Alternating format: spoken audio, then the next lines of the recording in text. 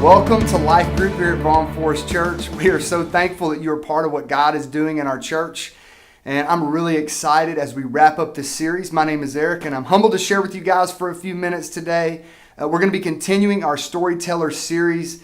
And we've been looking at different stories or parables that Jesus taught throughout his ministry in this series. And I want you guys to think about this. Have you guys ever struggled with forgiveness?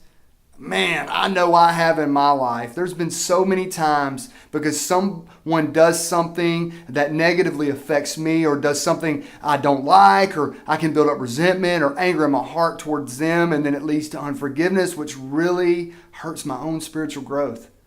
Man, forgiveness is tough for us to offer because we feel offended, used, abused, and rejected.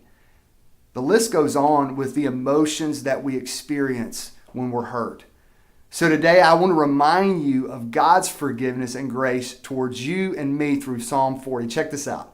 Psalm 40 verse 1 through 5 says, I waited patiently for the Lord. He turned to me and heard my cry. He lifted me out of the slimy pit, out of the mud and mire. He set my feet on a rock and gave me a firm place to stand. He put a new song in my mouth, a hymn of praise to our God. Many will see and fear the Lord and put their trust in him. Blessed is the one who trusts in the Lord, who does not look to the proud, to those who turn aside to false gods. Check this out. Verse 5 says this, Many, Lord, my God, are the wonders you have done, the things you have planned for us. None can compare with you. Where I speak and tell of your deeds, they would be too many to declare. Man, every time I read that psalm, I'm reminded of God's forgiveness and where he's brought me from and the grace that he extends to me.